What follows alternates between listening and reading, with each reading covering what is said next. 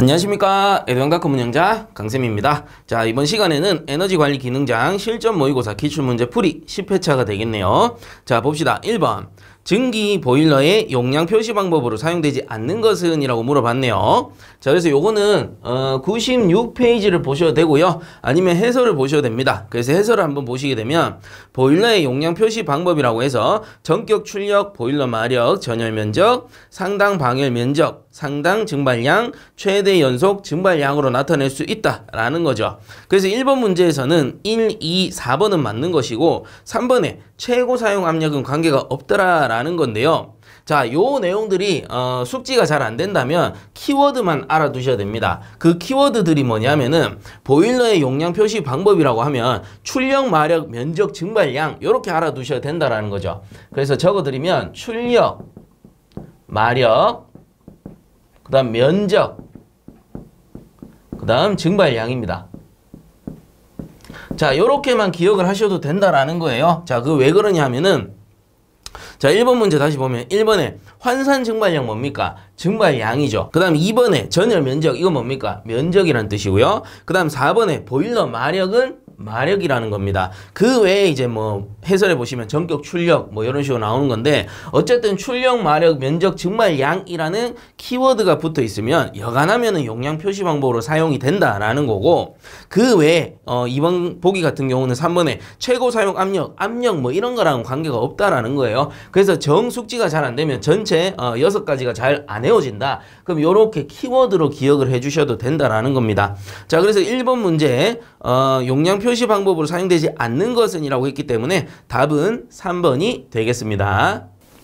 자, 그 다음 2번 문제, 보일러의 자동 제어에서 증기압력 제어는 어떤 양을 조작하는가? 이렇게 돼 있네요. 그래서 요것도 많이 나왔던 건데 한 번 더 봅시다. 교재에서는 131페이지에 나왔던 내용입니다. 자, 그래서 보게 되면 보일러 자동 제어라고 해서 줄여서는 오토 보일러 컨트롤 ABC라고 합니다. 그래서 종류로는 3가지가 있는데 증기 온도 제어, 급수 제어, 그 다음에 자동 연소 제어가 있다라고 했죠. 자, 이때 증기 온도 제어는 스팀 템퍼레이처 컨트롤, 급수 제어는 피드 워터 컨트롤, 그 다음에 자동 연소 제어는 오토 컨버지션 컨트롤이라고 불렀고요. 여기에 따른 제어량과 조작량이 나옵니다. 그래서 하나씩 봅시다. 우선은 증기 온도 제어이기 때문에 증기의 온도를 제어하게 됩니다. 이 증기 온도를 제어하기 위해서는 전열량을 조작할 필요가 있다라는 겁니다. 자, 그래서 이 전열량을 조작하려면 어떻게 하면 되냐면 전열 면적을 늘리거나 줄이면 돼요. 근데 전열 면적이라는 건 뭡니까? 우리가 예를 들어 노통 보일러가 있다라고 치면 이 노통 보일러의 전열면이라는 건 뭡니까? 아래쪽에 있는 이 노통부죠. 그래서 이 노통의 면적이 곧 전열 면적입니다. 근데 만약에 노통만 설치되어 있다라고 하면은 사실상 전열 면적을 제어한다, 이거는 불가능해요. 왜? 전열 면적이라는 거는 이미 노통을 설치할 때 정해져 있는 거잖아요. 자, 그렇기 때문에 일반 노통 보일러에서는 좀 사용이 어렵고요.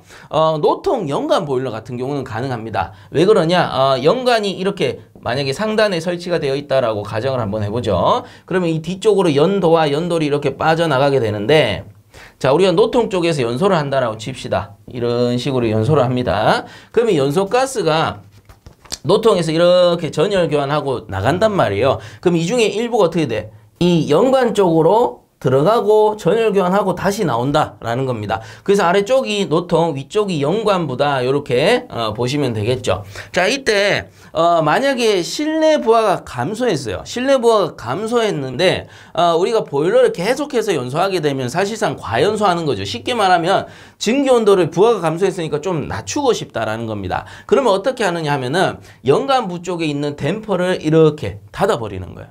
닫아버리면 어떻게 돼? 이 노통에서 연소한 연소가스만 이렇게 빠져나가고 연관 쪽으로 되돌아 들어가는 가스는 못 들어간다는 거죠. 못 들어가기 때문에 전열량이 줄어드는 효과가 있습니다. 자, 이런 식으로 전열량을 조작하게 된다는 겁니다. 자, 그래서 이렇게 전열 면적을 줄인 효과가 있는 거죠. 전열 면적을 줄여버리면 증기의 온도가 낮아지더라. 이런 식으로 제어를 하게 된다. 이게 뭐다? 증기 온도 제어가 된다는 것이고요.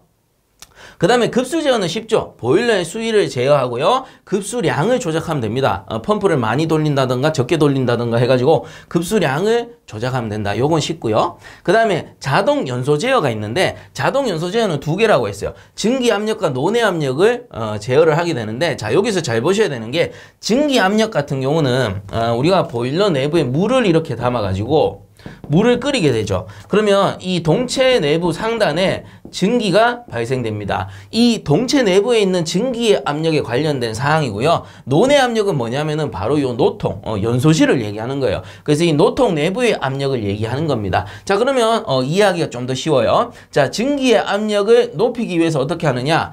연료량과 공기량을 좀 많이 넣어주는 거예요. 그래서 연료와 공기량을 많이 넣어주면 더 많이 연소하게 될 거고 물이 더 많이 끓겠죠. 그로 인해서 증기 압력이 올라가게 된다. 이런 효과가 있는 거예요. 낮추는 건 또 줄이면 되는 거니까. 그 다음에 논의 압력 같은 경우는 이 노통 내부의 압력을 얘기하기 때문에 연소가스량을 늘리고 줄이는 거예요. 그래서 내부에서 연소하는 이 연소가스량이 늘어나면 밀폐된 노통 내부의 압력이 올라갈 거고요. 연소가스량이 줄어들게 되면 밀폐된 노통 내부의 압력이 줄어들게 되겠죠. 자, 이런 효과가 있다라는 겁니다. 근데 뭐 사실상 이 두 가지는 비례관계죠. 연료량, 공기량을 많이 넣으면 연소가스량이 늘어나니까 둘 다 증가할 거고요. 줄이면 마찬가지 둘 다 감소하게 될 겁니다. 그렇지만 이렇게 이제 구분해서 사용을 한다라는 거 기억을 좀 해주시고요. 자, 이번 문제 2번 문제에서는 증기 압력 제어. 자, 증기 압력 제어는 여기 있습니다. 자, 증기 압력 제어를 위한 조작량은 무엇인가? 이렇게 물어봤기 때문에 답은 뭐예요? 연료량과 공기량이라고 해서 2번 문제 답은 4번이네요. 연료 공급량과 연소용 공기량. 자, 그래서 2번 문제의 답은 4번이 되겠습니다.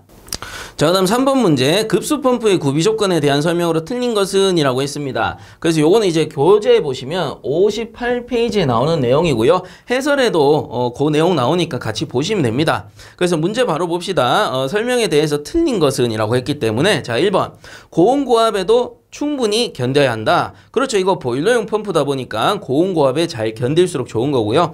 그 다음 2번에 부하 변동에 대한 대응성이 좋아야 한다. 이것도 뭐 당연한 소리가 되겠죠. 그 다음 3번에 고저 부하 시에는 펌프가 정지하여야 된다라고 돼 있는데 요건 설명이 좀 이상합니다. 그래서 요게 틀린 건데 통상 보면 펌프의 구비 조건 중에 저부하에서도 효율이 좋을 것 뭐 이런 특징이 있긴 합니다만은 고저부하 시에 펌프가 꺼진다? 요건 좀 말이 안 되는 거죠. 그래서 예를 들어 이런 겁니다. 고부하 시에는 아무래도 급수량이 많이 필요할 거예요. 그래서 펌프를 좀 더 많이 돌려야 될 거고요.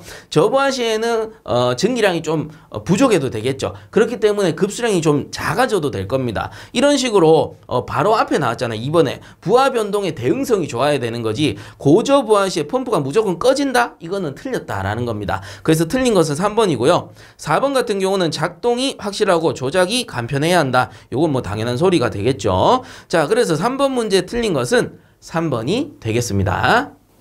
자, 그 다음 4번 보겠습니다. 다음 중 난방부하의 정의로 가장 옳은 것은 이라고 했습니다.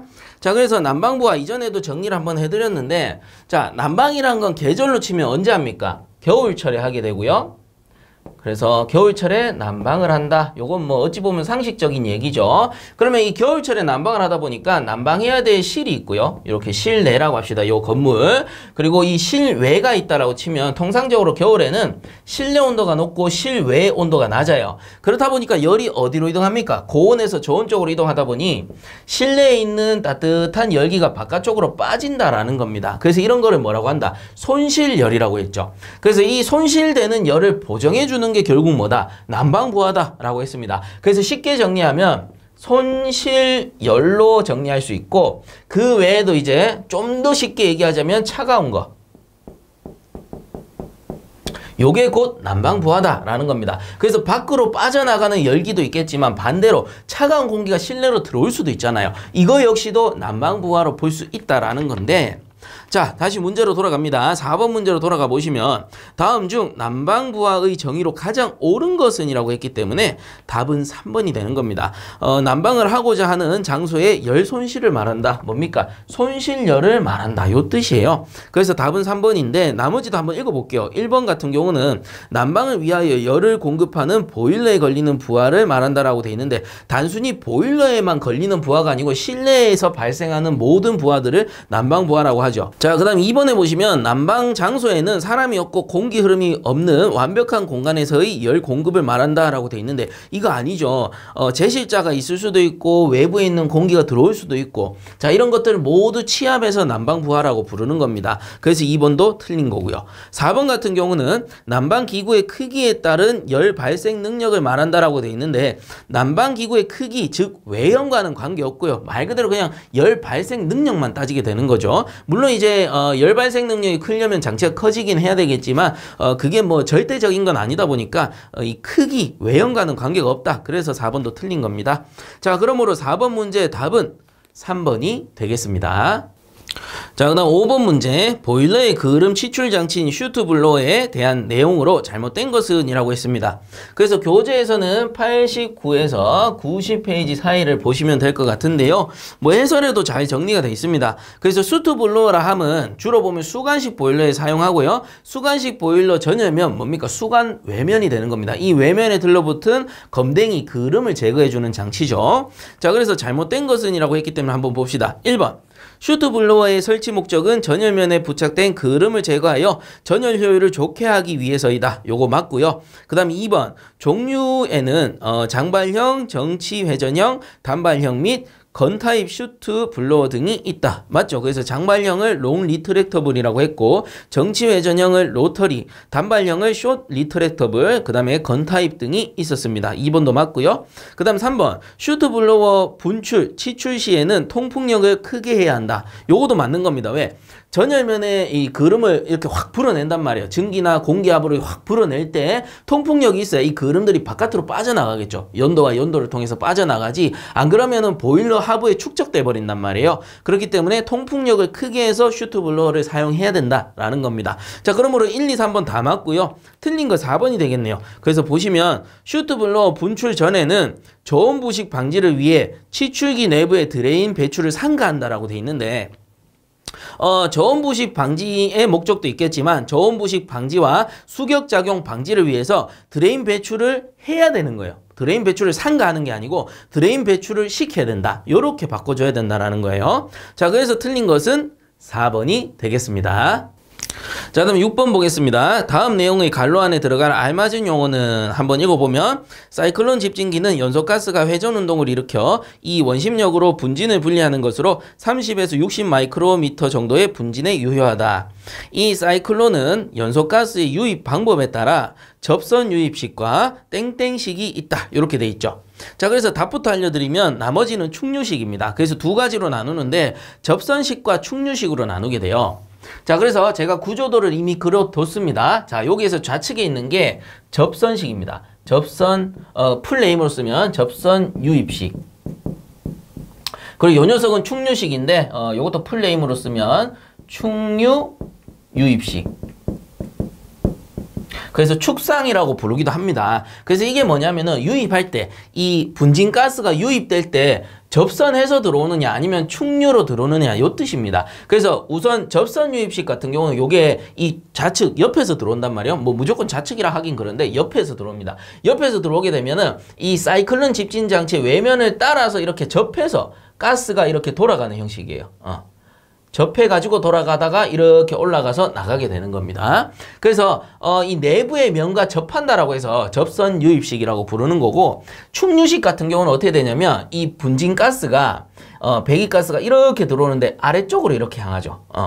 이 가스의 방향이 아래쪽으로 향하게 되고요. 여기서 집진된 가스는 어떻게 되느냐 하면은 집진 다 되고 나면은 위쪽으로 올라가잖아요. 그래서 이 충류 방향, 축 방향으로 이동을 한다라고 해서 충류 유입식 이렇게 부른다라는 겁니다. 자, 그래서 두 가지 종류가 있구나. 접선 유입식과 충류 유입식이 있구나. 뭐가?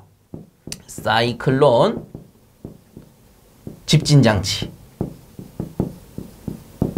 그래서 분진가스가 내면과 접해서 들어오느냐 아니면 이 축 방향으로 들어오게 되느냐, 이거에 따라서 접선 유입식과 충류 유입식으로 구분을 하게 된다. 자, 그러므로 6번에 관로 안에 들어갈 알맞은 용어는 1번 충류식이 되겠습니다. 자, 그다음 7번 문제 보겠습니다. 기체 연료의 특징으로 옳은 것은 이렇게 돼 있네요. 자, 그래서 연료라 하면 크게 나눴을 때는 고체, 액체, 기체, 연료로 나눌 수 있다라고 했죠. 자, 이 중에서 성상이 가장 좋은 게 기체연료, 그 다음 가장 안 좋은 게 고체연료라고 했습니다. 자, 그렇기 때문에 기체연료 같은 경우는 연료로서의 성상이 좋다 보니까 어떻게 돼요? 완전 연소가 가능하고요. 쉽습니다. 그리고 발열량이 커요. 발열량이 크다. 자, 발열량이 크기 때문에 연료로서의 가치가 큰 거죠. 대신에 이러한 좋은 특성들이 있다 보니까 가격은 어때요? 가격이 비싸다. 요런 특징들이 있었습니다. 고체연료는 완전히 반대라고 했어요. 이거는 완전 연소가 어렵고 잘 안 돼요. 그 다음 발열량이 낮아요. 자, 그리고 가격은 어때? 가격은 좀 싸죠. 가격은 싸다. 자, 그래서 대표적인 게 뭐 고체 연료라고 하면은 연탄이나 석탄 뭐 요런 것들이 있을 거예요. 그래서 가격이 싼 이유를 아시겠죠? 그리고 기체 연료 가장 대표적인 게 요즘에는 이제 수소 연료가 있겠고요. 그 다음에 뭐 액체 연료는 많이 봅니다. 휘발유, 경유, 중유, 등유 뭐 이런 거 있죠. 휘발유, 경유, 중유 뭐 이런 것들 생각을 하시면 됩니다. 그래서 액체 연료의 성상은 그 중간쯤이다. 완전 연소는 고체 연료보다는 좋지만 기체 연료보다는 낮고 뭐 발열량은 중간쯤, 그 다음 가격도 중간쯤 이렇게 된다. 대신에 액체 연료의 가장 큰 이점은 뭐예요? 저장 운반이 용이하다라는 겁니다. 그건 왜 그러냐? 고체 연료에 비해서 액체 연료가 어때요? 똑같은 용기가 있다면 가득 채울 수 있는 거고요. 그 다음 기체 연료에 비해서는 어떻게 되느냐? 기체를 액화시키면은 몇 배 이상 더 충전이 가능하다라고 했었습니다. 그래서 액체 연료의 가장 큰 특징은 저장 운반이 용이하다. 이렇게 표시를 했다라는 겁니다. 자, 그래서 얘들만 딱 생각하고 문제를 볼 건데 7번에 보시면 기체 연료의 특징으로 옳은 것은 이라고 했습니다. 그래서 기체 연료가 연료 중에 성상이 가장 좋다라고 했죠. 그러면 기체 연료의 특징은 무조건 좋은 거여야 돼요. 만약에 안 좋은 게 나왔어. 그러면 그거는 틀린 답이다. 이렇게 보시면 되는 거예요. 자, 그래서 옳은 것을 찾으라고 했기 때문에 답은 1번이죠. 점화나 소화가 용이하다. 이 좋은 거잖아요. 그래서 답은 1번이고 2, 3, 4번은 다 틀렸습니다. 왜 그러냐? 2번 연소의 제어가 어렵고 곤란하다. 안 좋은 거죠. 틀렸습니다. 연소 제어가 용이하다. 이렇게 보시면 되고요. 그 다음 3번에 과잉 공기가 많아야만 완전 연소된다라고 되어 있는데 이것도 안 좋으니까 틀렸습니다. 거꾸로 바꾸면은 적은 공기로도 충분히 완전 연소할 수 있다. 그게 바로 기체 연료다라는 거고요. 그 다음 4번에 누출 시 폭발 위험성이 적다라고 되어 있는데 누출 시 요거는 단점은 폭발 위험성이 좀 큽니다. 우리 수소를 생각하면 돼요. 이 수소 폭탄 뭐 이런 것도 있잖아요. 폭발력이 너무 크단 말이에요. 그렇기 때문에 이 기체 연료의 단점 중에 하나가 폭발 위험성이 크다라는 겁니다. 그래서 4번도 틀린 거구나. 이렇게 보시면 되는 거예요. 자, 그러므로 7번 문제 옳은 것은 1번이 되겠습니다. 자, 그다음 8번 문제. 보일러 설치 검사 기준상 가스용 보일러의 운전 성능 검사 시에 배기가스 중 일산화탄소 CO의 이산화탄소 CO2에 대한 비는 얼마 이하여야 하는가? 라고 되어 있습니다. 그래서 교재에서는 162페이지에 나오는 내용인데요. 요게 그냥 이렇게 보시면 됩니다. CO와 CO2의 비율을 나타내고요. 자, 이때 이 비율은 0.002 이하가 나와야 된다라는 겁니다. 이하. 자, 그 왜 그러냐 하면은 통상적으로 완전 연소했을 때는 이 탄산가스가 나와요. CO2 가스. 요게 이제 완전 기체란 말이에요. 그래서 이게 이산화 탄소가 결국은 완전 연소 시 발생하는 가스다라고 보시면 되고요. 반대로 요 일산화탄소는 이게 불완전 연소 시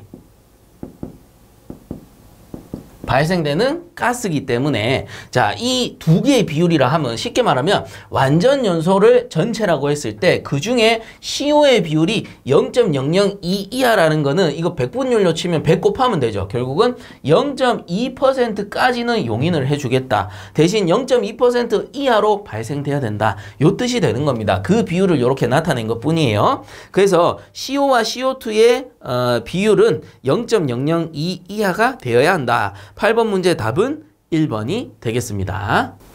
자, 그다음 9번 문제 보겠습니다. 복사난방에 대한 설명 중 맞는 것은 이라고 돼 있네요. 그래서 복사난방 뭐였습니까? 실이 이렇게 있으면 패널을 바닥, 벽, 천장 등에다가 매설을 하게 되고요.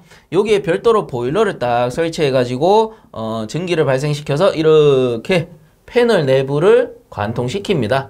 여기에 이제 방해를 하게 된다라는 뜻이죠. 그래서 이렇게 보내어주기도 하고 되돌리기도 하고 하면서 이건 뭡니까? 전기를 보낼 수도 있고요. 온수를 보낼 수도 있고요. 우리 냉동을 배워보시면 공기조화기라는 게 있는데 뭐 온풍, 냉풍을 보낼 수도 있어요. 근데 우리 보일러만 생각한다면 전기 또는 온수를 순환을 시키게 될 겁니다. 그래서 이 패널을 이러한 바닥, 벽, 천장 등에 매설을 하기 때문에 결국은 뭡니까?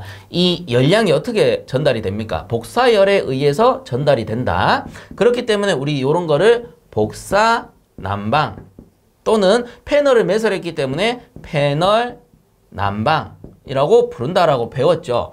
그리고 복사를 다른 말로 방사라고 하기 때문에 방사 난방이라고 나오는 경우도 있다라는 겁니다. 참고해서 보시면 됩니다. 그래서 맞는 것을 찾으라고 했기 때문에 답은 1번이 되겠죠. 복사 난방이란 표면에서 복사열을 방출하는 장치를 이용하여 난방하는 것을 말한다. 그래서 답은 1번이고 나머지는 왜 틀렸는지 한번 보면 2번에 보시면 바닥에 코일을 매설하는 온돌 방식은 복사 난방이 아니고 대류 방식이다 라고 돼 있는데요.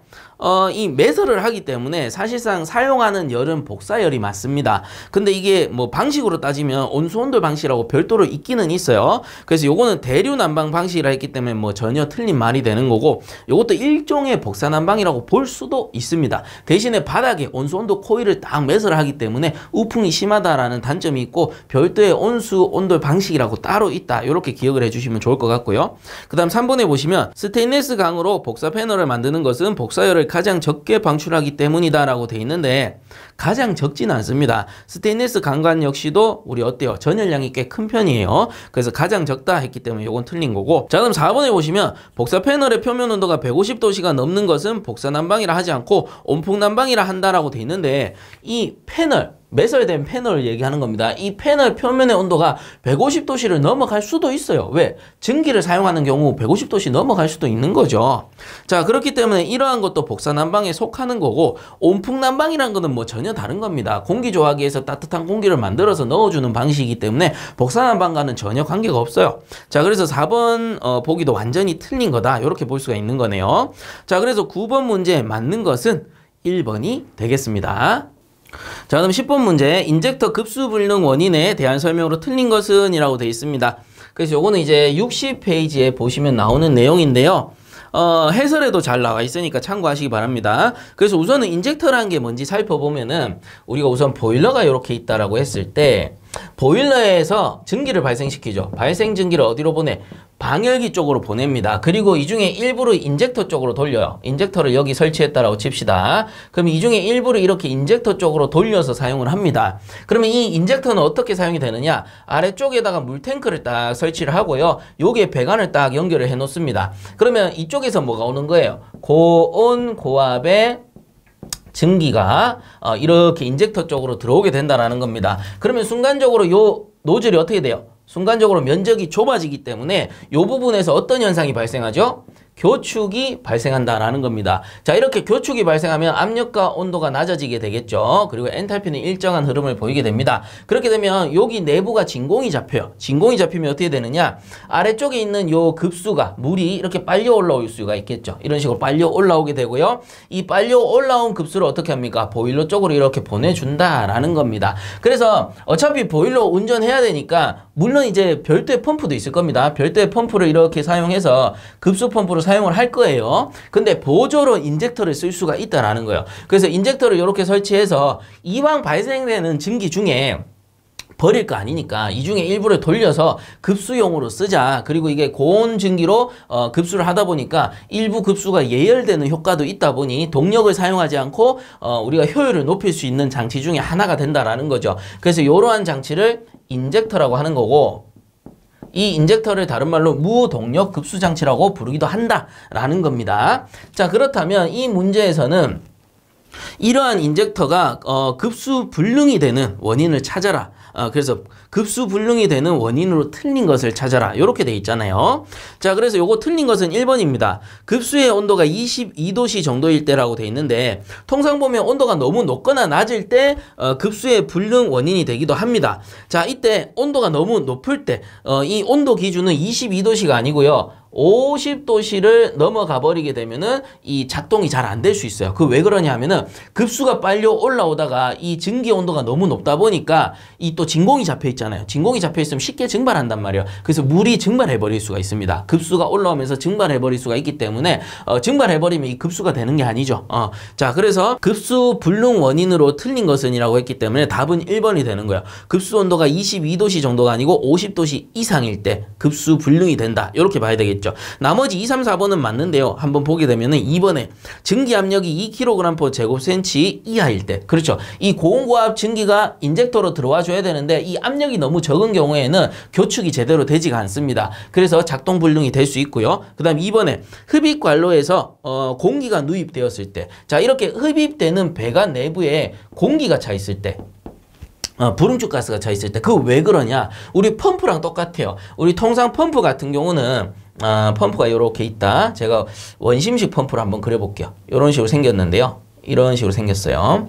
그럼 여기 아래쪽이 수부라고 치고 수부에서 이렇게 물이 끌려 올라온단 말이에요. 자, 근데 간혹 보면 펌프를 오래 사용하지 않게 되면은 이 내부에 물이 없고 공기가 차 있는 경우가 있습니다. 그러면 처음에 시동 걸 때 공기가 차 있는 상태에서 펌프를 돌리게 되면 물이 안 빨리 올라와요. 그 왜 그러냐? 요거는 이제 우리 대기압이랑 관계가 있는데 예전에 제가 아마 초창기 강의에서 얘기를 했을 거예요. 토리첼리의 실험이라고 해서 요렇게 있으면 수조를 요렇게 놓고요. 수조 안에다가 수은을 채웁니다. 수은을 채워놓고 시험관을 뒤집어서 꼽는데 이 시험관을 어떻게 합니까? 시험관을 쑥 입으로 빨아 당겨서 손으로 딱 막아서 꼽는다라고 했죠. 그러면은 수은이 어느 정도 이렇게 올라와서 정지하게 됩니다. 그 말은 뭐예요? 제가 빨아당겼기 때문에 내부는 진공이 된 상태고요. 진공이 되어 있는 상태에서 수은이 빨려 올라오는 건데 이 빨려 올라오는 힘은 결국은 뭐라고 했습니까? 공기가 누르는 힘, 대기압이 존재하기 때문에 수은이 빨려 올라온다라고 했죠. 그 높이가 대략적으로 76cm였기 때문에 우리는 76cmHg 또는 76mmHg라고 해서 대기압을 표시하게 됩니다. 자, 그 말은 다시 말하면 이 시험관 내부가 진공되어 있다. 대기압보다 압력이 낮기 때문에 이러한 현상이 가능하다라는 거죠. 자, 근데 펌프도 마찬가지인 거예요. 펌프도 내부에 이 공기가 차 있으면 사실상 이게 내부가 진공이 된다 하더라도 이 공기가 대기압이 이 물을 눌러줘야지만 빨리 올라간단 말이에요. 근데 내부에 공기가 차 있다라는 거는 외부에 있는 공기와 안에 있는 공기는 압력이 같을 때니까 두 개의 압력이 같아져 버리면 이거 빨리 올라온다? 안 올라온다? 안 올라온다라는 겁니다. 그래서 내부를 진공시키기 위해서는 물을 부어주는 거예요. 내부에 물을 쫙 부어가지고 물을 가득 채워주면은 이게 임펠러가 돌아가면은 순간적으로 진공이 잡히거든요. 그래서 이런 거를 우리 과거에 수동 펌프라고 있어요. 수동 펌프 옛날에 무슨 작두도 아니고 도끼처럼 생긴 거. 그거는 사용하다가 꽤 긴 시간 동안 사용하지 않으면 내부에 있는 물이 이렇게 빠집니다. 그러면 그 상태에서 이렇게 작두질 펌프질을 하면은 이 물이 안 빨리 올라와요. 왜? 내부에 공기가 차 있기 때문에 대기압이랑 내부 압력이 같아져 버린 거죠. 그래서 어떻게 하느냐? 마중물이라는 걸 부어주죠. 물을 부어서 내부에 이제 물을 채워놓고 펌프질을 하게 되면 진공이 잡히기 때문에 물이 빨리 올라온다라는 겁니다. 그럴 때 쓰는 거를 마중물이라 그래요. 이와 마찬가지로 내부에 뭐라 했습니까? 공기가 차게 되면 외부 압력과 같아져 버리기 때문에 내부가 진공되지 않아요. 진공되지 않기 때문에 이게 빨리 올라오지 못한다라는 겁니다. 그래서 이것도 마찬가지. 이 흡입 관로에 공기가 차 있으면 이러한 것과 같아져 버리는 거죠. 물이 빨리 올라오지 못하는 겁니다. 외부의 대기 압력과 이 배관 내부의 공기 압력이 같아져 버리기 때문에 이 진공되지 못하고 빨리 올라오지 못하는 겁니다. 그게 바로 3번의 설명이죠. 흡입 관로에서 공기가 누입될 때, 공기가 차 있을 때 이게 물이 제대로 빨리 올라오지 못하니까 인젝터의 급수 불능 원인이 될 수 있다라는 거고요. 그 다음 4번에 인젝터 자체가 과열되었을 때, 이것도 뭡니까? 온도가 높았을 때랑 같은 거죠. 얘가 과열돼 버리면 급수가 빨리 올라오다가 급수가 증발해 버릴 수 있기 때문에 제대로 급수되지 못한다라는 겁니다. 그렇기 때문에 2, 3, 4번은 다 맞는 설명이고요. 10번에 틀린 것은 1번이 되겠습니다. 자, 그 다음 11번 보겠습니다. 보일러의 중심에서 최상층 방열기의 중심까지 높이가 20m이고 송수온도의 비중량이 962kg/세제곱미터, 환수온도의 비중량이 975kg/세제곱미터일 때 자연순환수도는 얼마인가 이렇게 돼 있네요. 그래서 해설해 보시면 공식이 나옵니다. 순환수도 구하는 공식이라고 해서 H는 R2 빼기 R1, 원래 감마라 부르는데 저는 그냥 편의상 R이라고 부릅니다. R2 빼기 R1 곱하기 1000 곱하기 스몰 h 이렇게 나오죠. 자, 이때 R이라는 게 비중차예요. 그래서 그냥 비중이라고 제가 적어보고요. 그 다음 1000이라는 건 이거는 물의 비중량입니다. 물의 비중량이라고 보시면 되고, 자, H라는 거는 높이라고 보시면 돼요. 자, 이때 비중이라는 거는 사실상 단위가 없죠. 비중이라는 건 단위가 없어요. 근데 비중량이라고 하면은 단위가 있는데 어쨌든 일단은 무시하도록 하고요. 물의 비중량이라는 거는 킬로그램 퍼 미터의 3승이고 높이는 미터예요. 그래서 얘는 단위가 없기 때문에 두 개를 곱하게 되면 이 수도 같은 경우는, 순환수도 같은 경우는 킬로그램 퍼 미터의 자승이 됩니다. 왜? 이거 없어지잖아요. 그래서 두 개가 남는단 말이에요. 자, 그러면 요거 킬로그램 퍼 제곱미터라는 거는 다르게 쓰면은 미리 아쿠아랑 같다라고 했죠. 이거 왜 같은지 모르시는 분들은 상단에 있는 카드 꼭 보고 오셔야 됩니다. 그래서 킬로그램 퍼 제곱미터랑 미리 아쿠아는 같은 값이다. 요게 1kg 퍼 제곱미터라면 요것도 1mm 아쿠아, 요 두 개는 같다라는 겁니다. 그래서 미리 아쿠아를 구해내는 법인데, 요 공식인데, 지금 문제가 뭐냐면은 지금 보기에서 비중량이라고 해서 단위까지 같이 줬어요. 그래서 이게 비중으로 준 게 아니고요. 비중은 단위가 없어요. 단위가 없습니다. 그래서 단위가 없기 때문에 물의 비중량을 곱해가지고 우리가 순환수도를 구하니까 물의 비중량을 비중에다가 곱해가지고 단위를 만들어주는 개념이에요. 근데 지금 문제와 같이 단위를 줬단 말이에요. 비중량이라 주고 단위를 킬로그램 퍼 미터의 3승이라고 단위를 줘버렸어. 자, 이런 경우에는 이 물의 비중량이 필요 없다라는 거예요. 그렇기 때문에 공식을 바꿔야 됩니다. 어떻게 바꿔야 하냐면은 물의 비중량이 필요 없기 때문에 요 1000을 지워버리고 높이만 그냥 곱해주시면 돼요. 이런 식으로. 그래서 이와 같이 구하게 되면 어떻게 되냐면, 자, 봅시다. 비중량 차죠. 요거 비중량 차란 말이에요. 단위로 줬기 때문에. 그래서 비중량 차는 큰 거에서 낮은 거 빼면 됩니다. 975 빼기 962가 되겠네요. 자, 그래서 얘들 단위가 줬잖아요. 킬로그램 퍼 미터의 3승이라고 줬습니다. 곱하기 높이가 얼마? 20m라고 준 거예요. 그러면 요거 두 개 곱하면 요거 약분되니까 두 개 남잖아요. 그래서 결과적으로 단위가 킬로그램 퍼 제곱미터가 나오는데, 요거를 계산기로 구해 보시게 되면은 답이 260이 나올 겁니다. 그래서 킬로그램 퍼 제곱미터가 되고요. 요거를 또 다르게 쓰게 되면은 미리 아쿠아로 쓸 수도 있다라는 겁니다. 미리 아쿠아를 또 다르게 쓰면 어떻게 돼? 미리 H2O로 쓸 수도 있다라는 겁니다. 어쨌든 문제에서는 무슨 단위로 구해라 했냐면은 미리 아쿠아로 구해라 라고 했기 때문에 얘들 세 가지 단위 다 같은 거죠. 260 미리 아쿠아랑 같다라는 겁니다. 자, 그러므로 11번 문제의 답은 3번이 되겠습니다. 자, 그 다음 12번 보겠습니다. 태양열 난방 설비의 구성 요소 중 틀린 것은 이렇게 되어 있습니다. 그래서 여기서 중요한 키워드는 뭐냐면은 난방 설비다 라는 겁니다. 그래서 태양열 난방 설비 구성 요소라고 했는데 1번에 냉각기 같은 경우는 난방 설비를 만드는데 냉각기를 쓴다? 이거 뭐 말이 안 되는 거죠. 그래서 틀린 거는 1번이고요. 나머지는 한번 살펴보게 되면 2번에 지별기 같은 경우는 태양열 지별기라고 해서 우리 태양열 판넬을 생각하시면 됩니다. 그 다음 3번에 축열기, 열을 축적하는 장치고요. 4번에 열교환기, 열을 교환하는 장치죠. 얘들은 다 사용이 된다라는 겁니다. 자, 그래서 12번에 틀린 것은 1번이 되겠습니다. 자, 그 다음 13번 보겠습니다. 연소장치에 대한 설명으로 틀린 것은 이라고 했네요. 자, 1번 윈드박스는 공기 흐름을 적절히 유지하며 동압을 정압 상태로 바꾸어 착화나 화염을 안정시키는 장치이다. 요거 맞고요. 그 다음 2번 콤버스터는 저온의 노에서도 연소를 안정시켜 분출 흐름의 모양을 안정시키는 장치이다. 그래서 모양을 만든다. 콤버스터. 2번도 맞습니다.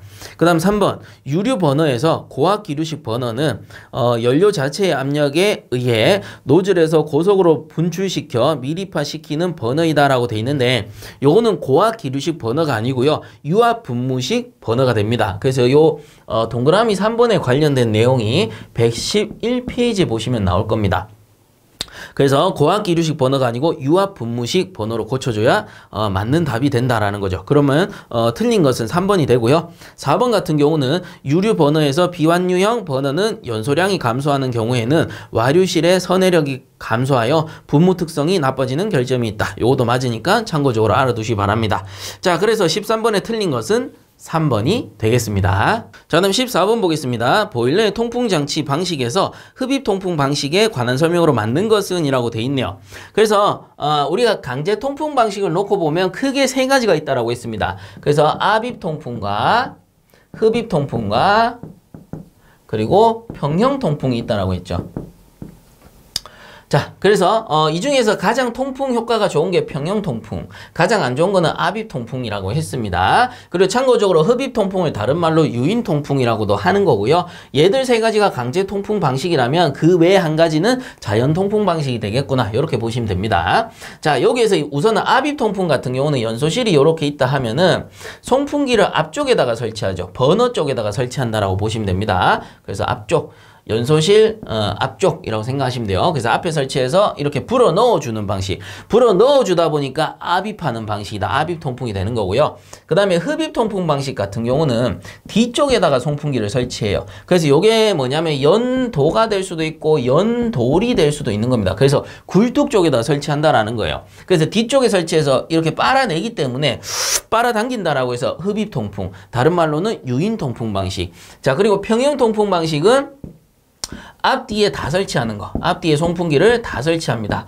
이렇게 해서 내가 원하는 만큼 통풍력을 조절할 수가 있다라는 거죠. 그래서 앞쪽 버너 쪽에 설치하고 요거는 연도 또는 연돌에 설치한다. 앞뒤로 다 설치한다. 그렇기 때문에 통풍력에 있어서는 평형통풍이 가장 좋다라는 겁니다. 자, 그리고 요 두 가지를 비교해 볼게요. 압입통풍과 흡입통풍을 비교해 보자면 압입통풍은 계속 불어 넣어주기 때문에 내부 압력이 정압상태, 대기압보다 높다라고 보시면 되고요. 흡입통풍 같은 경우는 빨아당기기 때문에 내부 압력이 부압상태. 그래서 부압상태이기 때문에 바깥에 있는 공기가 유인되어 들어온다. 그래서 다른 말로 유인통풍 이렇게 부르기도 한다라는 겁니다. 그래서 두 가지를 비교한다면 압입통풍 방식이 내부 압력이 높기 때문에 압력 손실이 커요. 그로 인해 통풍력이 흡입통풍보다는 약해지는 단점이 있다라는 겁니다. 그래서 두 가지를 비교하자면 흡입통풍이 통풍력이 더 좋다. 그리고 세 가지를 비교하자면 평형통풍이 가장 좋다. 내가 마음대로 조절할 수 있으니까 이렇게 알아두시면 되는 겁니다. 자, 그래서 14번 돌아가 보면 흡입통풍 방식에 관한 설명으로 맞는 것은 이라고 했고요. 자, 1번 노앞과 연돌 하부에 송풍기를 설치하여. 이미 답 나왔습니다. 앞 뒤에 다 설치한대요. 요건 평형통풍이죠. 그래서 송풍기를 설치하여 논의 압을 대기압보다 약간 낮은 압력으로 유지시키는 방식은 평형통풍 방식이고요. 그 다음 2번 연도의 연소가스와 외부 공기와의 밀도차에 의해서 생기는 압력차를 이용한 방식이다. 그래서 밀도차라는 말이 들어가면 자연통풍 방식이에요. 요건 뭐 송풍기란 말이 없죠. 밀도차 하면은 자연통풍 방식. 2번은 자연통풍 방식이구나. 이렇게 알아두시면 되고요. 그 다음 3번 연도 끝이나 연돌 하부 뭐예요? 연도 또는 연돌 뒤쪽에 설치한다. 연도 또는 연도 요 뒤쪽에 설치한다. 그래서 요거는 흡입통풍 방식이네요. 그래서 송풍기를 설치하여 연소가스를 빨아내는 방식이다. 그래서 흡입통풍. 답은 3번이 됩니다. 그래서 4번 같은 경우는 노 입구에서 압입송풍기를 설치하여 뭐 답 나왔죠. 연소용 공기를 밀어넣는 방식. 앞쪽에서 압입한다. 압입통풍 방식을 얘기하는 겁니다. 자, 그래서 14번 흡입통풍 방식에 관한 설명으로 맞는 것은 3번이 되겠습니다. 자, 그 다음 15분 보겠습니다. 전기난방의 환수관에서 냉각내그는 몇 미터 이상으로 설치하는 것이 가장 적절한가? 답은 3번입니다. 1.5m 이상으로 설치를 하게 되죠. 그래서 이 냉각내그에 관련해서는 교재 140페이지를 보시면 나오는 내용입니다. 그래서 해설에서도 잘 나오는데 해설의 그림이 이렇게 그려져 있을 겁니다. 그래서 주전기관에서 전기를 보내와서 100mm 이상 이렇게 내려서 냉각내그를 좌측으로 트랩 쪽으로 설치를 하는 거고, 아래쪽으로는 드레인 포켓을 만드는 건데, 제가 이 그림을 좀 완성을 시켜 드리자면, 우선은 냉각내그는 해설해 보시면 건시관수 방식의 관말에 설치한다 이렇게 돼 있죠. 그래서 건시관수니까 보일러가 이렇게 있다 치면 수부 위쪽으로 한수관이 들어와야 되니까 수부를 좀 낮춰 그립시다. 이렇게 그릴게요. 그러면 한수관이 이렇게 오다가 이렇게 들어가는 형식일 겁니다. 건시관수니까. 그리고 이제 전기를 보내줘야 되겠죠. 주전기관 쪽으로 전기를 이렇게 보내주게 될 겁니다. 그러면 이때 주전기를 어떻게 하는 겁니까? 주전기를 방열기 쪽에 보내요. 방열기 쪽에 이렇게 보내서 사용을 하고요. 그 다음에 나오는 이 응축수 배관, 이렇게 해서 응축수 배관이 나올 겁니다. 그럼 요거를 어떻게 환수관으로 이렇게 보내어주는 형식이 되겠죠. 그래서 들어갈 때는 전기가 될 거고요. 나올 때는 응축수가 될 겁니다. 이 응축수는 어떻게 한다? 요 환수관에 모아서 보내어주게 되겠죠. 중간에 당연히 트랩을 설치해서 응축수를 배출시키게 될 겁니다.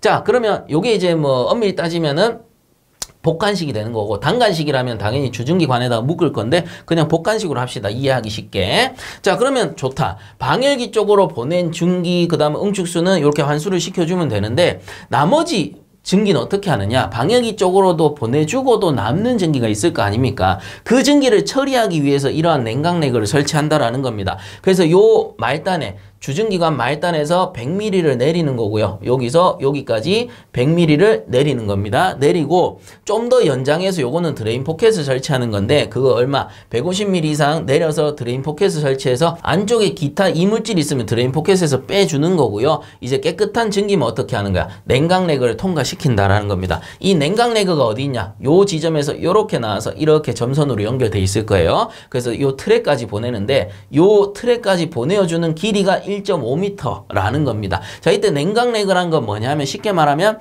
보온되지 않은 관, 노출된 관이에요. 나머지 관들은 다 보온돼 있단 말이에요. 열이 방열되는 거, 손실되는 거를 막기 위해서 보온이 돼 있는데, 냉각내그만 유일하게 보온이 되지 않았어요. 그 왜 그러냐? 이 트랩 쪽으로 들어가기 전에 여기서 들어오는 게 뭐예요? 쓰고 남은 전기란 말이에요. 이 전기를 어떻게 하는 거야? 식혀줘야 될 거 아니야. 그래서 식혀주기 위해서 보온을 하지 않은 거야. 그러면 열이 방열되면서 어차피 쓰고 난 이 전기이기 때문에 열을 다 방사시키는 거야. 쉽게 말하면 손실이 아니에요. 방사를 시켜서 전기를 식히면은 요 냉각내그를 통과하면서 일부 전기가 물로 바뀔 거고, 그게 응축수죠. 그러면 일부 응축수가 다 트랩에 모이고, 혹시나 전기가 조금 남아있다면 나머지는 이제 트랩에서 걸러주는 거예요. 그래서 이 트랩에서 통과해서 나갈 때는 모두 뭡니까?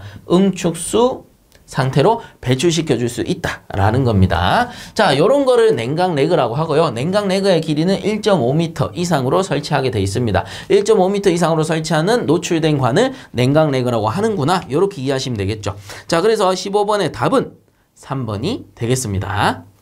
자, 그 다음 16번 보겠습니다. 온수난방 방열기의 방열량 3600kcal/h, 입구 온수온도 75도씨, 출구 온수온도 65도씨로 했을 경우 1분당 유입 온수유량은 몇 kg인가? 이렇게 돼 있네요.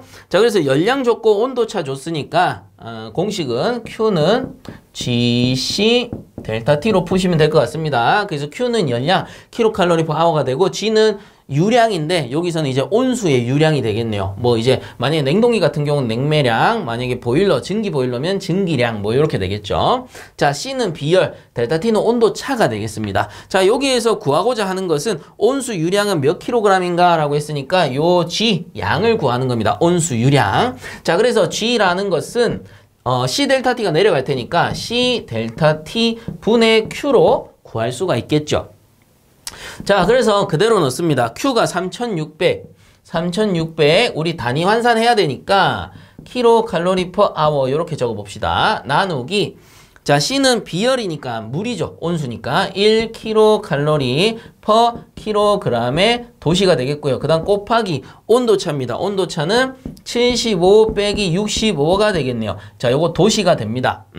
자, 요 상태에서 단위 환산을 해보게 되면 어떻게 되냐면 일단 도시 날라가요. 그럼 남는 거 뭐야? kcal per hour, kcal per kg입니다. 얘들을 번분수 취하면 어떻게 되는 겁니까? kcal per hour 나누기 kcal per kg이 되죠. 그러면 안에 거 곱해서 내리고 겉에 거 곱해서 올린다라고 했죠. 자, 그러면 안에 거 kcal hour 분해. 자, 그 다음 겉에 거 kcal kg 올라가게 될 테니까 어떻게 되는 거예요? kcal 지워지고 kg per hour가 나오게 됩니다. 즉 이렇게 구하게 되면 단위가 kg per hour가 나오게 된다라는 거예요. 근데 문제는 뭐냐면은 두 번째 줄 끝에 보면 1분당 유입 온수 유량은 몇 kg인가? 자, 그래서 문제에서 구하고자 하는 것은 kg per hour가 아니고 kg per min으로 구해달라 요 뜻입니다. 그럼 우리는 이미 알고 있습니다. 1시간은 60min이라는 걸 알고 있어요. 그럼 얘가 뭐라고요? kg per hour니까 여기 곱하기 요거 1시간은 60min이니까 min으로 바꿔야 되죠. 그러면 60min 분의 1hour를 해주면 되는 겁니다. 그러면 hour 사라지고 min이 밑으로 내려가서 kg per min으로 바뀌게 되는 거죠. 자, 그 말인 즉슨 요대로 푸시면 안 되고 60분의 1을 곱해준다라는 거죠. 그래서 요 기존 공식에서 곱하기 60분의 1을 하는 거나 아니면은 요 나누기 60을 하는 거나 같다라는 겁니다. 대신에 밑에 들어가게 되면 단위가 min per hour로 바뀌게 될 거예요. 그래야 번분수 취하면은 그 값이 똑같이 나오니까요. 자, 그래서 아마 요 공식이 해설에 나와 있을 겁니다. 그래서 헷갈려 하시는 분도 있을 수 있는데 전체 그냥 이거 하지 말고요. 그냥 전체 구해내면 kg per hour 나오죠. 거기서 60 나누셔도 돼요. 그냥 공식에서는 한 번에 적기 위해서 이렇게 정리해 놓은 것 뿐입니다. 자, 어쨌든 이렇게 해가지고 환산해 보면 kcal 사라지고 hour가 사라지니까 남는 단위가 뭡니까? kg per min이 남더라라는 겁니다. 자, 그래서 구해보게 되면 요게 6kg per min이 나오게 될 거예요. 그래서 여러분들 저는 이제 판서하면서 하다 보니까 공간도 좁고 해서 막 하다 보면 지저분하고 한데 여러분은 연습장에다가 깨끗하게 쫙 깨끗하게 정리해서 단위 환산하는 거 연습을 꼭 한 번씩 해보셔야 됩니다. 이렇게 번분수 만들어서 연습들 해보시고 지울 거 지우고 올리고 이렇게 하면서 연습을 꼭 해보셔야 돼요. 그래야지 나중에 저는 어떻게 해요? 그냥 지우고 이 역수치에서 올라간다 머릿속으로 다 하는 거예요. 그 왜 되겠어요? 저는 수년간 연습을 했으니까 되는 거예요. 여러분들도 무조건 연습하시면 되는 거예요. 이거 안 되는 거 아니에요. 그래서 처음에 힘들다고 그냥 제가 판사하는 거 보고 아 그렇구나 하고 넘어가지 마시고 반드시 단위를 적어서 공식이 있으면 단위를 적어서 마지막 단위가 정확하게 나오는지 유도를 해 보셔야 된다. 연습을 해 보셔야 된다 라는 겁니다. 자, 요렇게 해서 16번의 답은 1번이 되겠습니다.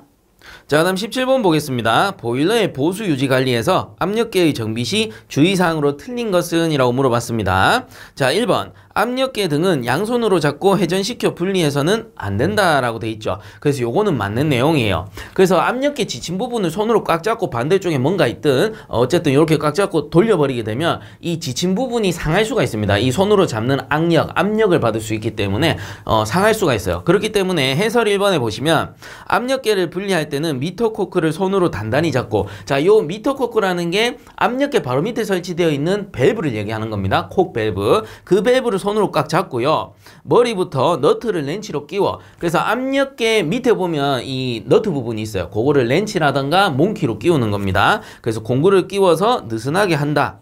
이 경우 콕 부분을 꽉 잡고 밸브를 꽉 잡는 겁니다. 천천히 푸는 것이 중요하다라는 겁니다. 그러므로 압력계를 양손으로 잡고 돌려 분리하여서는 안 된다라는 거예요.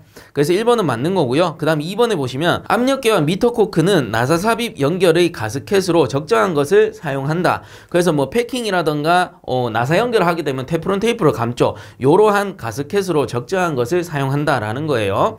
자, 다음 3번에 압력계는 적어도 1년 1년에 한 번은 기준 압력계와 비교 검사를 한다. 그래서 압력계는 매년 1회 이상 점검을 하는 게 원칙으로 돼 있어요. 그래서 1, 2, 3번은 다 맞는 거고요. 자, 그다음 4번에 보시면 사이폰관에는 부착 전에 반드시 물이 없도록 한다라고 돼 있죠. 자, 근데 요게 틀린 겁니다. 부착 전에 반드시 물을 채워서 사용하는 게 맞아요. 그래서 우리가 압력계가 있다라고 하면 압력계 하단부에 배관이 이렇게 돼지꼬리 모양으로 꺾여 있습니다. 자, 요렇게 돼지꼬리 모양으로 꺾여 있는 배관을 사이폰관이라고 하죠. 자, 그러면 이게 보통 보면 압력계가 보일러 본체에 바로 연결이 되다 보니까 보일러에서 발생한 고온고압의 증기가 압력계로 들어간단 말이에요. 자, 이때 이러한 사이폰관이 없다면 고온고압의 증기가 바로 압력계 쪽으로 들어가면서 압력계에 충격을 줘버릴 수 있습니다. 그래서 내부에 있는 불동관이 늘어난다라든가 깨어진다든가 이런 사고가 발생할 수 있다라는 거죠. 그렇기 때문에 이렇게 사이폰관을 설치하는데 요 사이폰관 내부에는 어떻게 돼 있다? 이렇게 공간이 있기 때문에 안쪽에 어떻게 하는 겁니까? 물을 채워둔다 라는 겁니다. 이런 식으로 물을 채워둔다. 그래서 이 물이 결국은 어떻게 하는 겁니까? 이 고온고압의 증기를 흡수해준다. 고온고압 증기에 의한 충격을 흡수해준다 라는 겁니다. 그래서 반드시 사이폰관 내부에는 물을 채워서 사용한다 라는 거죠. 자, 그러므로 17번에 틀린 것은 4번이 되겠습니다. 자, 그 다음 18번 보겠습니다. 보일러 설치 기술 규격에서 가마밸브의 설치에 대한 내용 중 잘못된 것은 이라고 되어 있습니다. 자, 그래서 가마밸브라는 거는 좀 쉽게 설명을 하자면 이런 식으로 설치가 되면 이쪽이 1차 측, 이쪽이 2차 측이라고 한번 해봅시다. 그러면 1차 측에서 이렇게 와서 2차 측으로 나가는 건데 보일러라고 가정을 한다면 1차 측에서 보일러 쪽에서 만들어진 고압 증기가 들어오는 겁니다. 자, 이 고압 증기를 바로 보내어주게 되면 압력이 상당히 높다 보니까 실내에 있는 장치에 무리가 갈 수 있어요. 그렇기 때문에 2차 측, 이게 다시 말하면은 사용처가 되는 겁니다. 그래서 우리 보일러기 때문에 방열기 쪽으로 보낸다. 이렇게 보면 되겠죠. 그래서 방열기 쪽에 알맞게 감압시켜준다라는 거죠. 감압시켜서 이 고압 증기를 이제 저압 증기로 바꾸는 겁니다. 그렇다고 해서 완전 저압 증기가 아니고 여기에 비해서 저압 증기가 된다. 우리 사용처에 알맞게끔 압력을 감압시켜준다. 자, 그렇기 때문에 이런 거를 감압 밸브라고 부르는 거죠. 자, 그리고 감압 밸브의 특징은 뭐냐면은 1차 측의 압력이 변동을 하더라도 2차 측에 우리가 설정 압력, 예를 들어서 제가 이 감압을 시켜서 들어올 때는 고압 증기가 10kg/제곱센치짜리 고압 증기가 들어왔는데 나갈 때는 제가 사용처에서는 2kg/제곱센치로 만들어주면 가장 알맞다라고 판단을 한다면 이 감압 밸브의 2kg/제곱센치를 설정해 놓는 겁니다. 자, 그러면 이게 고압 증기가 10kg로 와도 여기서는 2kg로 바꾸게 되고요. 만약에 여기서 8kg로 왔다. 그래도 여기서는 2kg로 바꾸게 된다라는 거죠. 즉 1차 측의 압력의 변동에 관계없이 2차 측 압력을 사용처의 압력에 알맞게 일정하게 공급을 해주게 된다라는 겁니다. 그래서 감압 밸브라고도 하고 다른 말로는 정압 밸브 뭐 이렇게 부르기도 한다라는 거죠. 정해진 압력으로 공급한다 뭐 이런 개념이거든요. 자, 이때 보일러 설치 기술 규격에서 감압 밸브의 설치에 대한 내용 중 잘못된 것을 찾으라고 했기 때문에 잘못된 것은 1번입니다. 감압 밸브 앞에 사용되는 레듀셔는 동심 레듀셔를 사용한다 이렇게 돼 있는데 이게 동심을 쓰는 게 아니고 편심을 사용하게 돼 있어요. 왜 그러냐면 감압 밸브 같은 경우는 통상적으로 수평 배관에 많이 쓰거든요. 그렇다 보니까 우리가 레듀셔라는 건 뭡니까? 배관의 직경을 바꿀 때 사용하는 이음새였죠. 자, 이렇게 있으면 큰 배관이 연결되고 작은 배관이 연결됩니다. 자, 이렇게 양쪽에서 줄어드는 거를 동심 레듀셔라고 해요. 자, 근데 편심 레듀셔는 뭐냐면은 이런 식으로 생겼습니다. 한쪽에서 직경이 줄어들고 반대쪽은 똑같아요. 자, 그래서 이런 거를 이제 편심, 한쪽만 변화시켰다라고 해서 편심 레듀셔라고 하는데 이 수평 배관에는 대부분 어떻게 돼요? 편심 레듀셔를 사용하게 돼 있습니다. 왜 그러냐? 동심 레듀셔를 써버리면은 이쪽에서 증기가 온다 치면은 요게 직경이 순간적으로 확 줄어버리기 때문에 여기서 이렇게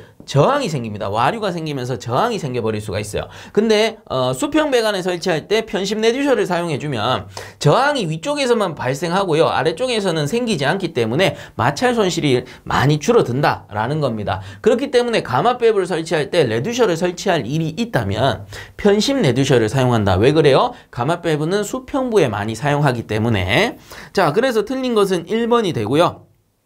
나머지 살펴보게 되면 2번에 바이패스관 및 바이패스 밸브를 나란히 설치한다.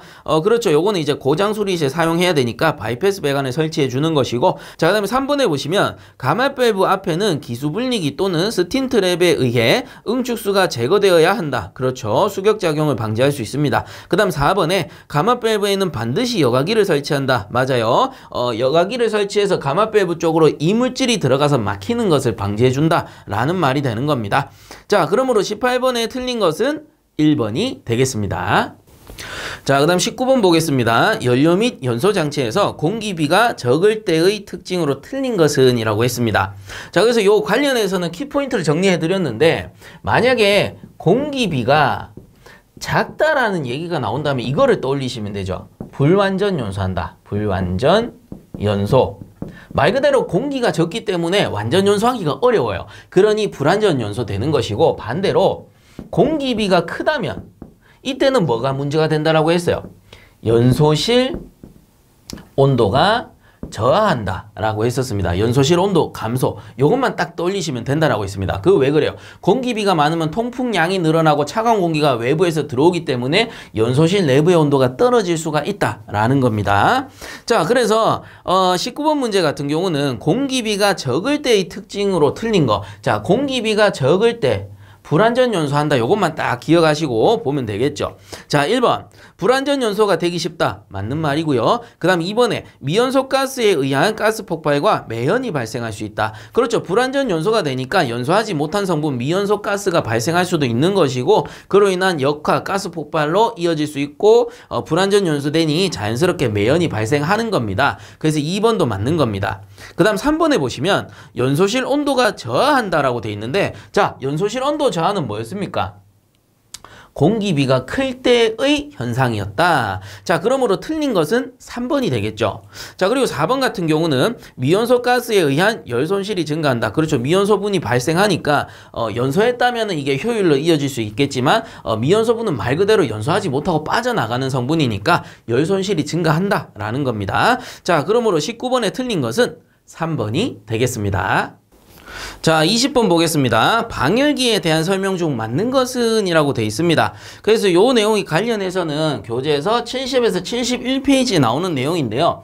요 표만 하나 잘 알아두시면 됩니다. 그래서 이게 뭐였습니까? 표준 상태 기준표가 되는 겁니다. 그래서 우리가 표준 방열량이라는 게 있었어요. 그래서 이 표준 방열량을 구하기 위한 조건들인데, 요 조건을 어떻게 해요? 이거는 이미 우리가 약속한 겁니다. 요렇게 해서 이거를 표준이라고 하자 약속을 한 거예요. 그렇기 때문에 요게 뭡니까? 표준 상태표가 된다라는 거죠. 그래서 표준 상태 기준표가 되는데, 자, 여기에서 보시면 증기 같은 경우는 방열 개수 K가 8, 그리고 온수는 7.2, 그 단위로는 kcal/m 자승 아워 도시인 거고, 열매 온도가 102도씨, 80도씨, 실내 공기 온도가 21도씨, 18도씨가 된다라는 겁니다. 자, 요 기준을 가지고 표준 방열량을 산정하는 건데, 이 표준 방열량 구하는 공식은 쉽죠. K 곱하기 델타 T 하게 되면은 표준 방열량 Q가 나온다라는 겁니다. 이때 K라는 게 증기라고 치면은 8이 되는 거죠. 8 kcal/m 자승 아워 도시가 되는 거고요. 곱하기 델타 T는 열매 빼기 실내 공기 온도가 되는 거예요. 그래서 102 빼기 21 도시를 하게 되면은 도시 사라지고 kcal/m 제곱미터 아워 그 값이 나오는데, 그 값이 대략적으로 650 정도가 나온다라는 겁니다. 그래서 단위가 kcal/m 자승 아워라고 해서 표준 방열량을 이런 식으로 구해낸다라는 거죠. 온수도 마찬가지. 요 공식에 대입해서 풀게 되면 대략 한 450 정도가 나온다라는 겁니다. 자, 그래서 요 기준표 값을 좀 여러분들이 알아두시면 이와 관련된 문제는 여간해서는 틀릴 수가 없다라는 거죠. 자, 그래서 이렇게 두고 문제를 봅시다. 1번에 보시면 방열기에서 표준 방열량을 구하는 평균 온도 기준은 온수가 80도씨이고 증기가 102도씨이다 라고 돼 있죠. 그래서 여기서 말하는 평균 온도 기준이라는 게 열매 온도를 얘기하는 거예요. 그래서 열매 온도를 나타내는 거니까 증기는 102도씨, 온수는 80도씨. 자, 봅시다. 평균 온도 기준은 온수가 80도씨이고 증기는 102도씨이다. 온수 80, 증기 102. 맞는 거네요. 그래서 1번이 맞는 거다라고 보시면 됩니다. 그럼 나머지는 왜 틀렸냐? 2번에 보시면 주철제 방열기는 응축수가 가진 현열도 이용하므로 증기 사용량이 감소한다 이렇게 돼 있는데 요거는 방열기에 대한 내용이 아니고요. 이전에 문제 한번 나왔었는데 바이메탈 트랩에 대한 내용입니다. 그래서 증기 트랩 중에 바이메탈 트랩 같은 경우에는 응축수의 현열도 이용할 수 있으므로 증기 사용량이 감소한다 이런 이점이 있었어요. 자, 그래서 2번은 틀린 것이고 그 다음 3번도 방열기는 증기와 실내 공기의 온도차에 의한 복사열에 의해서만 난방을 하게 된다라고 돼 있는데 방열기 같은 경우는 어때요? 우리 방열기는 실내에 설치를 하는데 보통 가장 부하가 큰 창문 아래쪽에 방열기를 설치해 주게 됩니다. 그러면 창문에서 들어오는 차가운 열기가 아래쪽으로 내려가려 할 것이고 방열기에서 발생한 뜨거운 열기는 올라가려고 할 겁니다. 그럼 두 가지가 만나서 이렇게 순환을 하게 되죠. 이러한 현상을 뭐라고 한다? 대류 현상이라 하고요. 그리고 나머지 열은 복사열에 의해서 전달이 된다라고 보시면 돼요. 그렇기 때문에 엄밀히 따지면 대류와 복사열이 함께 발생한다라고 보시면 됩니다. 뭐가? 방열기.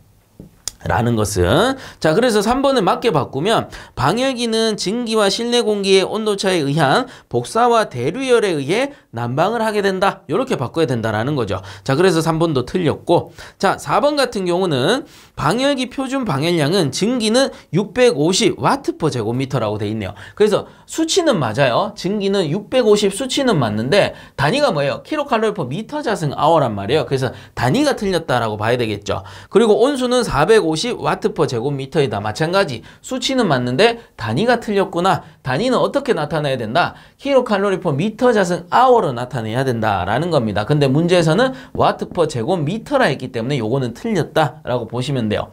자, 근데 중요한 거는 이 kcal/m를 W/제곱미터로 바꿀 수도 있습니다. 왜냐하면 요즘에는 SI 단위로 바뀌었다라고 했죠. 그래서 SI 단위로 바뀌다 보니까 이 W/제곱미터로 나오는 경우도 간간히 있더라. 그래서 요 두 가지의 관계에 대해서 좀 알려드리도록 하겠습니다. 자, 쉽게 얘기하면은 요렇게 보시면 돼요. kcal/m자승h를 제가 W/m자승으로 바꿀 거예요. 그러면 우리가 이미 알고 있는 힌트가 있는데 뭐냐 하면은 1kW라는 것은 860kcal와 같다라는 거죠. 자, 그 말은 요 kcal가 들어가 있잖아요. kcal가 들어가 있단 말이에요. 그럼 이 kcal를 이용해서 킬로와트로 만들 수 있겠죠. 그리고 이 킬로와트를 이용해서 또 와트로 바꿀 수도 있다라는 겁니다. 이러한 관계식을 이용해서 제가 W/제곱미터로 바꿀 건데 봅시다. 굳이 지울 필요가 없었네. 여기다 쓸게요. 칸이 부족해서. 자, 요렇게 나눠 가지고 요거는 기억하세요. 1kW는 860kcal/h와 같습니다. 그러면 이 킬로와트 킬로칼로리니까 이렇게 바꿨을 수도 있겠죠. 1와트로 바꿨을 수도 있습니다. 킬로를 빼버리면 되죠. 그러면 860kcal가 어떻게 되는 거예요? 860칼로리가 되는 거예요. 칼로리 per hour로 바꿀 수 있다라는 거지. 자, 그러면 요 칼로리를 다시 바꿔볼까요? 다시 이렇게 바꿀 수 있습니다. 1000을 나누게 되면 0.86 kcal/h로 바꿨을 수도 있다라는 겁니다. 자, 이거를 다시 한번 정리를 하자면 1와트는 뭐랑 같다라는 겁니까? 0.86 kcal/h랑 같다라는 거예요. 자, 요거를 이용하면 되는 거예요. 요거를. 자, 그러면 제가 가지고 와 볼게요. 자, 우선은 요걸 바꿔볼게요. 650이니까 650 kcal/m 도시죠? 도시 아니지. 제가 방열 개수를 자꾸 부르다 보니까 헷갈리는데, 자, 표준 방열량 미터자승아워입니다. 자, 그래서 650 kcal/m자승아워를 뭘로 바꿀 거나 하면은 W/제곱미터로 바꿀 겁니다. 그럼 무슨 관계식을 쓴다? 자, 요거를 쓰면 된다라는 거예요. 1W는 0.86 kcal/h니까, 자, 여기에다가 뭐를 곱하면 되느냐? 곱하기 kcal/h를 없애야 되죠. 그러면 0.86이 내려가면 됩니다. 그렇게 되면 kcal/h 분의 와트가 되죠. 1와트가 됩니다. 자, 즉 0.86 분의 1을 곱해주면은 kcal/h가 날라가요. kcal/h. 그럼 W/제곱미터만 남게 된다라는 거죠. 그래서 0.86 분의 1을 곱하는 개념이니까 거꾸로 얘기하면 뭐가 되는 거예요? 여기에다가 0.86을 나눠버리면 된다라는 거죠.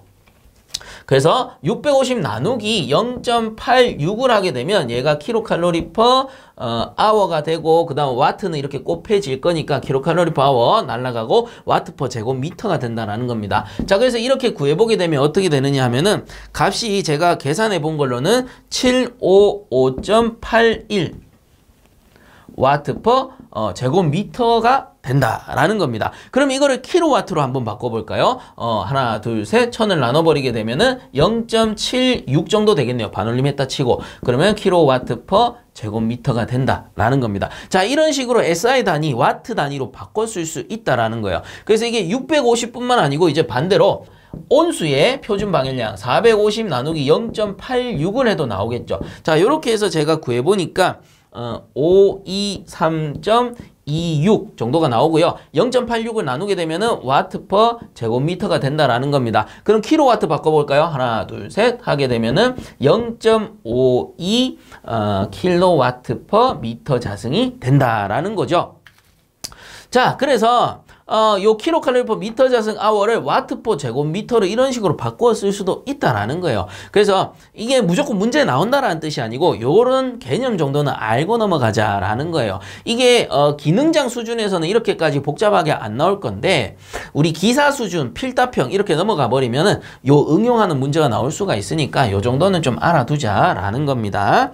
자, 그래서 20번 문제 4번 보기를 다시 한번 정리하면 방열기의 표준 방열량은 증기는 650이라는 수치가 붙으면 단위가 어떻게? 킬로칼로리 퍼 미터 자승 아워가 되는 거고, 그리고 온수도 마찬가지 450이라는 수치가 붙으면 킬로칼로리 퍼 미터 자승 아워가 된다라고 해야 되는 거예요. 만약에 와트 퍼 제곱미터다라고 하면은 증기의 값이 한 755 또는 756 정도로 나와야 될 거고요. 그리고 온수 같은 경우는 와트 퍼 제곱미터를 하게 되면은 523 정도가 나와야 된다. 수치가 이렇게 바뀌어야 된다라는 겁니다. 단위에 따라서 수치가 바뀐다. 수치에 따라서 단위가 바뀐다. 이렇게 정리를 하시면 되겠죠. 자, 그래서 20번 문제 맞는 것을 찾으시오라고 했기 때문에 답은 1번이 되겠습니다. 자, 다음 21번 연소가스의 여열을 이용하여 보일러의 효율을 향상시키는 장치가 아닌 것은 이라고 했죠.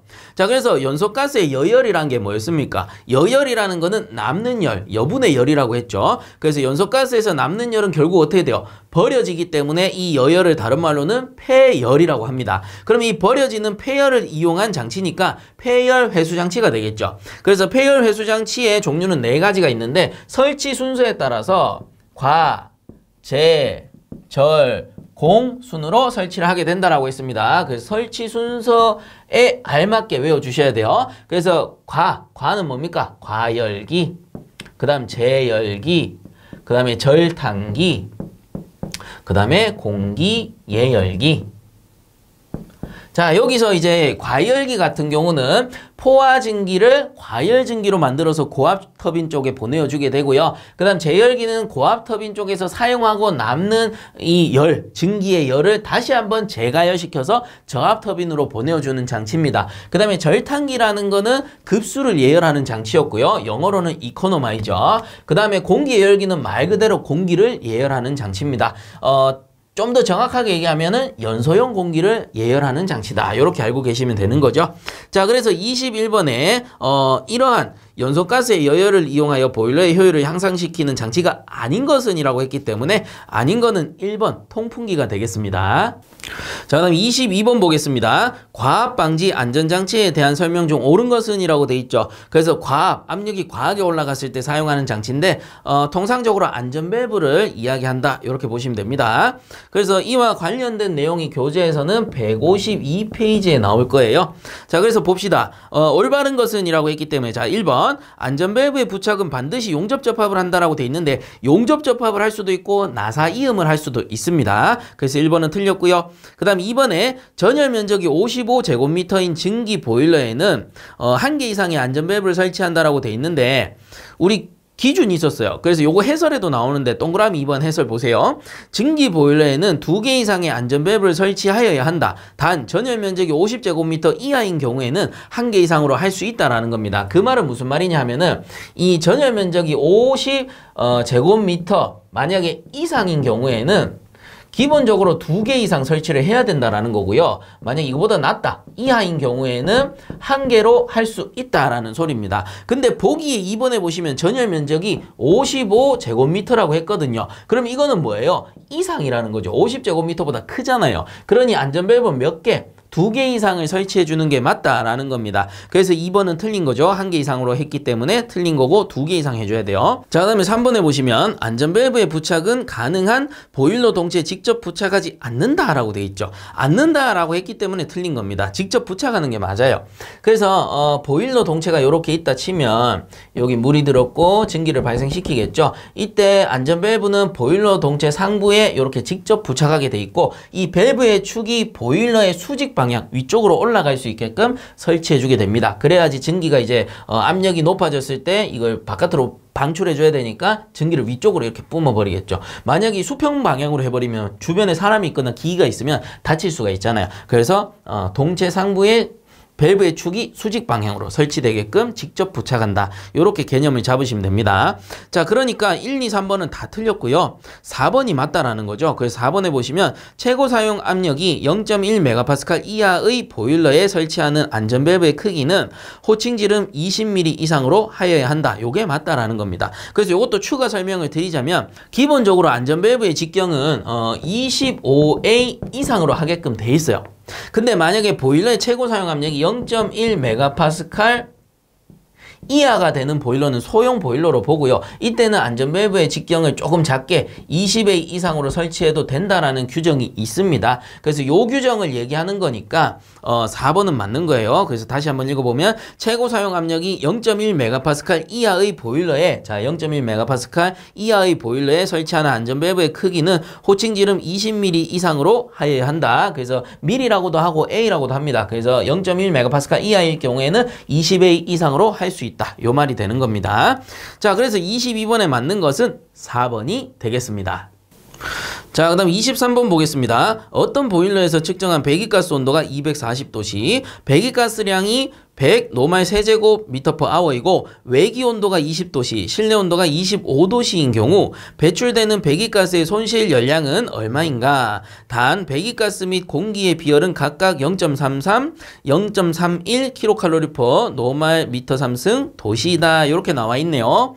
자, 그래서 조건들이 상당히 많습니다. 그래서 이 조건들을 다 쓰는 게 아니고 우리가 필요한 조건들만 써야 되는데 우선은 조건들을 보니까 온도를 많이 줬고요. 그 다음에 가스량을 줬네요. 그리고 비열을 줬기 때문에 공식은 일단은 Q는 GC 델타 T로 푸시면 된다라는 겁니다. 자, 그래서 여기서는 이제 배기가스의 손실 열량이라고 해서 Q, 열량을 구해라 요 뜻이거든요. 그래서 열량 Q는 자, G가 뭡니까? 양이라고 했죠. 만약에 온수 보일러면 온수의 양이고 증기 보일러면 증기의 양이 되는 겁니다. 자, 근데 여기서는 배기가스의 손실 열량을 구하시오라고 했기 때문에 배기가스량이 되겠죠. 그래서 배기가스량이 100 노말 세제곱미터/h입니다. 그래서 100 이렇게 적어주시면 되고요. 그 다음 곱하기 비열 같은 경우는 배기가스의 손실 열량을 구해야 되니까 당연히 배기가스의 비열이죠. 그래서 0.33이 되겠네요. 0.33. 자, 그 다음에 곱하기 온도차는 어떻게 되냐? 우선은 배기가스 온도 필요할 거예요. 온도차는 반드시 높은 거에서 낮은 거 빼면 되는데 여기서 제일 높은 게 배기가스 온도니까 240도씨 빼기 뭔가가 들어가야 되는데 외기 온도냐 실내 온도냐 이게 문제거든요. 근데 곰곰이 생각을 해보세요. 이 배기가스라는 건 뭐예요? 연소하고 나서 버려지는 가스잖아요. 이 배기가스가 실내로 들어가면 돼요, 안 돼요? 절대 안 된다라는 거죠. 그래서 외부로 나가기 때문에 외기 온도가 관계가 있는 겁니다. 자, 그러니 240도씨 빼기 외기 온도 20도씨가 되겠네요. 자, 그래서 요거 단위 환산 한번 해보게 되면 요 가스량이 노말 미터 삼승 per hour라고 했죠.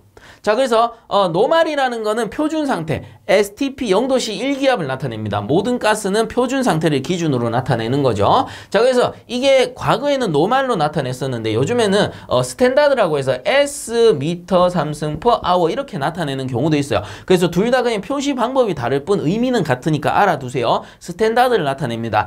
STP 0도씨 1기압 똑같은 거예요. 그래서 요거 S 미터 삼승 per hour라고 나왔다라고 해서 여러분들 혼란 혼란을 가지실 필요가 없어요. 둘 다 같은 겁니다. 과거에는 노멀 미터 삼승 per hour를 지금은 S 미터 삼승 per hour, 스탠다드 미터 삼승 per hour로 쓰는구나. 이렇게 알아만 두시면 되는 거예요. 자, 그 다음에 곱하기 비열의 단위 나와 있습니다. 킬로 칼로리 per 노멀 미터 삼승 도시라고 나와 있고요. 곱하기 온도 차니까 도시가 들어가게 되겠죠. 자, 그래서 그대로 환산해 보면 도시 사라질 거고요. 그 다음에 노멀 미터 삼승 사라집니다. 그리고 남는 게 킬로칼로리 per hour라고 해서 열량의 단위가 남는 거죠. 자, 그래서 요대로 계산기에 구해 보시게 되면은 그 값이 7260이 나올 겁니다. 단위로는 킬로칼로리 per hour라고 해서 1시간당 손실되는 열량이겠구나. 이렇게 볼 수가 있겠죠. 자, 그러므로 23번의 답은 4번이 되겠습니다. 자, 그 다음 24번 보겠습니다. 산업안전보건에 관한 규칙에서 정한 보일러 부속품 중 압력 방출장치 안전밸브의 검사에 대한 내용으로 맞는 것은 이라고 돼 있는데요. 답은 1번이 됩니다. 매년 1회 이상 국가교정 업무 전담 기관에서 검사 후 사용한다. 요게 맞는 거예요. 그래서 안전밸브라 하면 우리가 문제 풀 때는 그냥 매년 1회 이상 검사한다. 요렇게 알아두시면 제일 편합니다. 물론 조건에 따라서 기타 조건이 단서조항이 달린다면 뭐 파열판을 설치했다거나 하면은 2년에 1회, 또 다른 조건이 달리면 4년에 1회, 이런 기준법도 있기는 있어요. 근데 통상 문제를 풀어보면 대부분 답은 매년 1회라고 나오니까 우선은 매년 1회로 알아두시고요. 만약에 조건이 바뀌게 된다면 그 부분은 제가 문제 풀면서 또 설명을 드릴 겁니다. 자, 그렇기 때문에 그냥 매년 1회로 알고 계셔도 우리 문제 푸는 거는 큰 문제가 없다. 이렇게 알아둡시다. 그래서 24번의 답은 1번이 되겠습니다. 자, 그다음 25번 보겠습니다. 물속에 포함되어 있는 불순물 중에서 용해 고용물이 아닌 것은 이라고 돼 있는데 물속에 녹아있는 고용물을 얘기하는 겁니다. 그래서 대표적인 게 슬러지 또는 스케일인데요. 우리가 슬러지 또는 스케일의 성분들을 보면 비슷비슷해요. 왜 그러냐? 슬러지가 굳어서 딱딱해지면 스케일이 되는 거거든요. 자, 그래서 얘들의 주 성분이 주로 보면 어떻게 되냐면 칼슘, 마그네슘이 가장 많아요. 칼슘, 마그네슘. 그리고 얘들 안에 포함되어 있는 탄산염 또는 규산염, 이런 것들도 포함이 될 수 있습니다. 그 외에도 또 많이 있어요. 그래서 얘들을 좀 생각해보고 문제를 보자면, 자, 용해 고용물이 아닌 것은 이라고 물어봤어요. 1번 칼슘, 마그네슘의 탄산수소 염류. 그래서 칼슘, 마그네슘 안에 탄산수소 염류가 있습니다. 그래서 탄산염 이런 것들이 있다라는 거죠. 1번은 맞는 거고, 그 다음 2번에 칼슘, 마그네슘의 산염. 그래서 칼슘, 마그네슘 내부에 녹아있는 산염, 탄산염, 규산염 이런 것도 다 산염에 포함됩니다. 그래서 2번도 맞는 거고, 3번에 규산염, 여기 있죠. 규산염 맞는 거다. 그러면 아닌 것은 4번입니다. 콜로이드의 규산염 돼 있는데 콜로이드라는 성분 자체가 없다라고 보시면 되는 거예요. 자, 그래서 25번에 틀린 것은 4번이 되겠습니다. 자, 그 다음 26번 보겠습니다. 보일러 가스 폭발을 방지하는 방법이 아닌 것은 이라고 물어봤네요. 자, 1번 보일러 수위를 낮게 유지한다 라고 돼 있는데 이게 틀린 거죠. 보일러 수위가 낮다, 이 저수위 사고를 얘기하는 건데, 보일러의 상용 수위가 이렇게 있다라고 하면은 만약에 저수위로 떨어지게 되면 이 물이 이렇게 많이 줄어버린다라는 거죠. 그럼 물기가 많이 없는 상태에서 계속해서 가열이 이루어지면 이건 밀폐된 용기죠. 보일러라는 건 밀폐된 용기입니다. 그러면 온도도 올라갈 것이지만 이것과 같이 압력도 올라가게 된다라는 겁니다. 그러면 너무 심하게 압력이 올라가 버리면 이 동체가 버티지 못하고 마지막에는 어떻게 돼요? 빵 터져버린다라는 거죠. 그래서 이 저수위 사고가 무서운 게 잘못하면 보일러 폭발로 이어질 수가 있는 거예요. 그래서 과거에는 보일러 폭발 사고 막 신문 같은데 가끔 나오고 했는데, 그런 게 대부분 보면 저수위 사고인 경우가 많다라는 겁니다.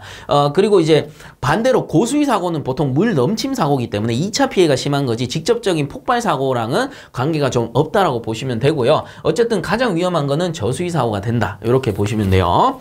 자, 그래서 1번 보일러 수위를 낮게 유지하는 거는 가스 폭발을 방지하는 방법이 아니고 잘못하면 폭발로 이어질 떨어질 수가 있는 거죠. 그래서 틀린 건 1번이고요. 나머지는 보게 되면 2번에 급격한 부하 변동은 피한다. 요거 맞겠고요. 그 다음 3번에 연료 속의 수분이나 슬러지 등은 충분히 배출한다. 그래서 슬러지나 수분 등을 배출해 줌으로써 국부 가열을 방지할 수 있고요. 국부 가열을 방지할 수 있음으로써 폭발을 방지할 수 있다라는 겁니다. 그래서 3번도 맞고, 그 다음 4번에 점화할 때는 미리 충분한 프리퍼지를 행한다. 그렇죠. 논의 폭발을 방지하는 겁니다. 자, 그래서 26번에 가스 폭발 방지 방법으로 틀린 것은 1번이 되겠습니다. 자, 그 다음 27번 보겠습니다. 0도씨일 때 2.5m인 강철제 레일이 온도가 40도씨가 되면 늘어나는 길이는 약 얼마인가? 단, 강철의 선팽창 개수는 1.1 곱하기 10의 마이너스 5승 퍼 도시이다. 이렇게 나오네요. 자, 그래서 여기서 구하고자 하는 거는 우리 철이라는 건 어때요? 온도가 증가하면 증가할수록 이게 늘어난다라고 했죠. 열에 의한 신축이 발생한다라는 겁니다. 자, 그러면 0도씨에서 40도씨까지 온도가 올라가게 되면 이 강철은 얼마만큼 늘어나느냐, 얼마만큼 신축이 생기느냐, 이걸 묻는다라는 거죠. 자, 그렇기 때문에 요걸 구하는 방법이 요 공식인데, 이 공식은 뭐냐면은 신축량을 구하는 공식입니다. 늘어나는 정도. 자, 그래서 델타 L을 신축 량이라고 보시면 되고요. 자, L이라는 것은 여기서는 레일의 길이가 되겠네요. 어쨌든 길이가 됩니다. 만약에 배관이라고 한다면 배관의 길이가 될 겁니다. 그래서 L은 길이구나, 이렇게 알아두시면 되고, 그 다음 A, 요거를 A라고도 하고 알파라고도 합니다. 저는 편의상 A라고 부르는 게 편해서 A라고 해요. 그래서 요게 선팽창 개수가 됩니다. 선팽창 개수. 그래서 이게 재질에 따라서 늘어나는 정도가 다를 테니까 이 개수를 넣어주게 되는 거고요. 그 다음에 델타 T는 우리가 이미 알고 있죠. 온도차. 그래서 얼마만큼 온도가 변했느냐, 변한 만큼 더 늘어날 테니까 온도차가 들어간다라는 겁니다. 그래서 얘들 세 가지를 곱해주게 되면은 신축량이 나오는구나, 이렇게 알아두시면 돼요. 자, 그러면 조건만 이 공식에 알맞게 잘 넣어주시면 됩니다. 자, 그래서 신축량 델타 L을 구할 거고요. 자, 우선은 L, 길이입니다. 길이. 여기서는 강철 레일의 길이 2.5m가 되겠네요. 2.5. 그 다음 곱하기 A, 선팽창 개수는 단 어쩌고 저쩌고 선팽창 개수 나오죠. 1.1 곱하기 10의 마이너스 5승 되겠습니다. 자, 그 다음에 곱하기 온도차는 높은 거에서 낮은 거, 40도에서 0도씨 이렇게 되겠네요. 40 빼기 0도씨 이렇게 구하시면 됩니다.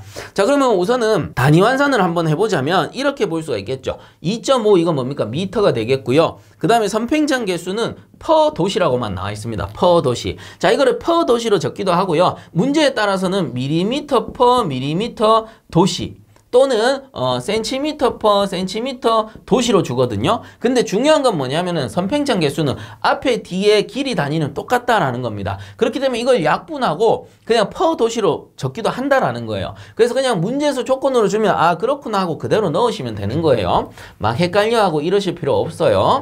자, 그래서 얘들 두 개 곱하기 얘는 온도차 도시가 될 테니까 도시 날아가는 거죠. 그러면 최종 단위가 얼마가 나와요? 미터가 나온다라는 겁니다. 자, 근데 보기에 보아하니 미터로 구하시오가 아니고 보기에 보니까 센티미터로 구하시오 이렇게 나와 있잖아요. 그렇기 때문에 우리는 어떻게 한다? 1미터가 100cm니까 곱하기 100을 해주면 된다라는 겁니다. 그럼 결과적으로 이건 뭐예요?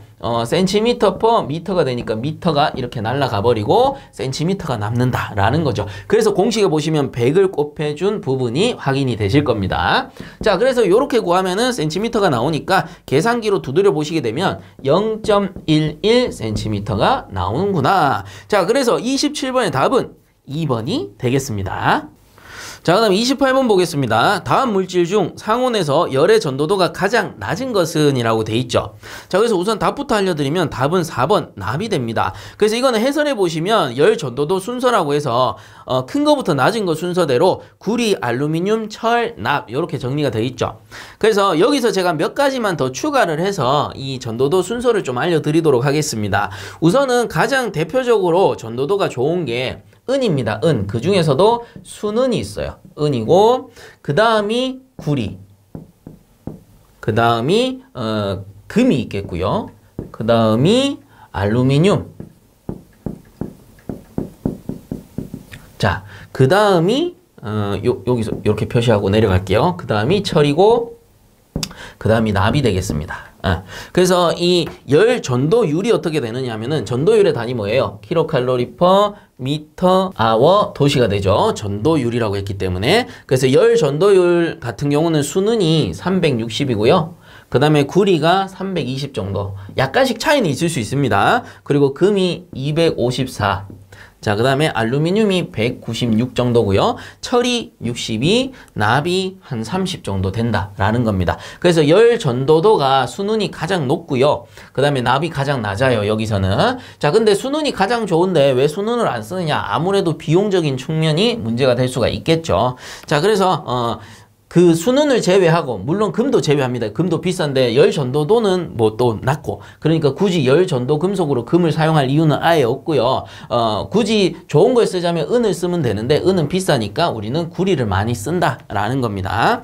자, 그래서 28번에 전도도가 가장 낮은 것은 이라고 했기 때문에 답은 4번이 되겠습니다. 자, 그 다음 29번 보겠습니다. 과열증기의 설명으로 가장 적합한 것은 이라고 되어 있죠.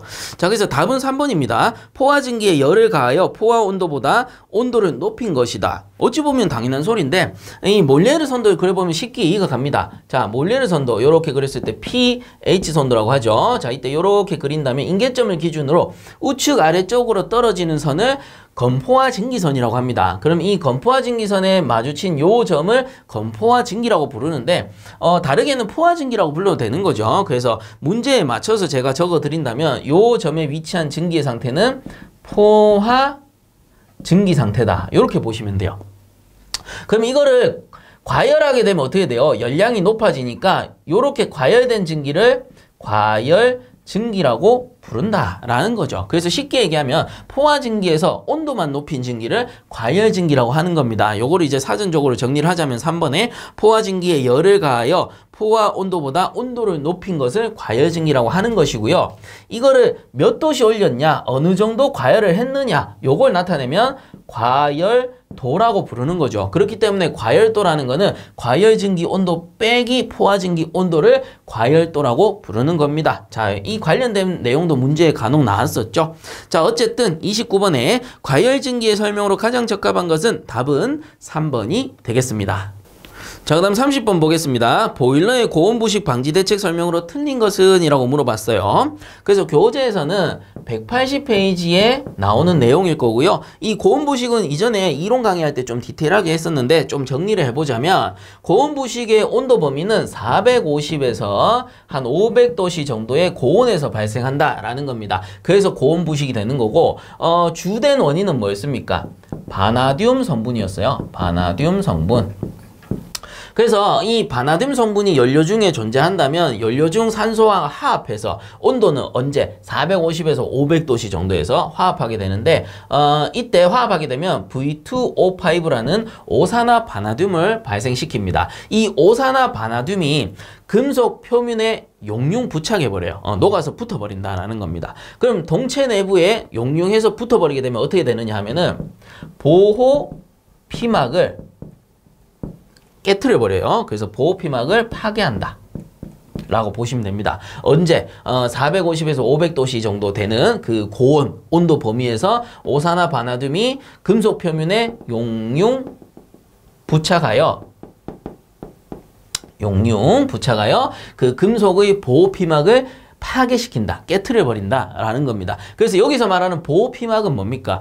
우리가 보일러, 예를 들어 원통 보일러를 설치한다면 여기에 물을 담기 때문에 동체 내부는 방청제를 가지고 이렇게 도색을 하게 돼 있어요. 도색이라고 하니 그런데 페인트를 막 칠하는 겁니다. 페인트를 칠하게 되면 어떻게 되는 거예요? 거기에 이제 수분이 침투하지 못하고 녹이 슬지 않는다. 그래서 방청 처리를 하는 거죠. 우리 옥상에 방수 처리하듯이 이러한 보호피막을 이 오산화 바나듐이 용융 부착하게 되면 여기에 막 들러붙어 버리게 되면은 깨어버린다. 깨버리면 어떻게 돼요? 수분이 침투하고 산화 부식이 일어날 수가 있다라는 거죠. 자, 이런 거를 우리는 고온부식이라고 한다. 그 온도 범위가 450에서 500도씨 정도가 되기 때문에 고온부식이라고 부른다라는 겁니다. 자, 그렇다면 이러한 고온부식 방지 대책 설명으로 틀린 것을 찾아라 라고 했기 때문에 자, 1번 연료 중에 바나듐 성분을 제거할 것. 연료 중에 바나듐 성분을 제거하면은 고온부식을 방지할 수 있습니다. 요거는 맞는 거고요. 그 다음 2번에 전열면의 온도가 높아지지 않도록 않도록 설계할 것. 그렇죠. 전열면의 온도가 너무 높아져서 450도는 500도씨 사이에 들어가 버리면 고온 부식이 일어나니까 요 온도 범위에 들어가지 않게끔 만든다. 그래서 2번도 맞는 겁니다. 그 다음 3번에 공기비를 많게 하여 바나듐의 산화를 촉진할 것. 산화라는 거를 다른 말로는 부식이라고도 하고요. 그 산화가 촉진되면은 이 오산화 바나듐, 이 산화 물질이잖아요. 그래서 산소와 화합해서 발생한 산화 물질이기 때문에 이러한 오산화 바나듐이 더 많이 생성되고 부식을 촉진시킬 수 있는 거죠. 그렇기 때문에 틀린 건 3번입니다. 공기비를 많게 하여 바나듐 의 산화를 촉진하면 안 된다라는 거예요. 틀린 거 3번이고요.